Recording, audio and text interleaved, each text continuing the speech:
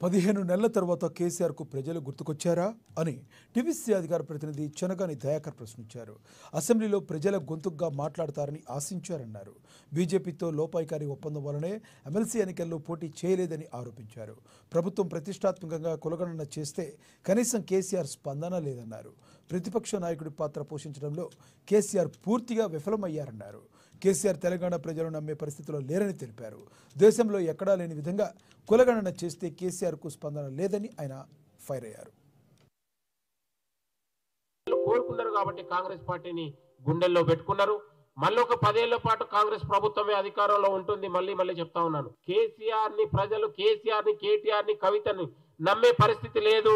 వాళ్లకు విశ్వసనీయత కోల్పోయిన నాయకులు, వాళ్ళకు ఒక క్యారెక్టర్ లేదు. ప్రజల్ని పాలించే విశ్వసనీయత కోల్పోయిన నాయకులు కాబట్టి వాళ్ళ గురించి మాట్లాడడం కూడా దండగా. కాంగ్రెస్ పార్టీ ప్రజల కోసం, ప్రజల అస్తిత్వం కోసం ఇవాళ మాట్లాడుతూ ఉంది. సోషల్ జస్టిస్ ని ఇంప్లిమెంట్ చేసినటువంటి ఏకైక పార్టీ ఏదైనా ఉందంటే తెలంగాణలో అది కాంగ్రెస్ పార్టీ. దేశంలో ఎక్కడ లేని విధంగా తెలంగాణలో తొలి అడుగు పడ్డది.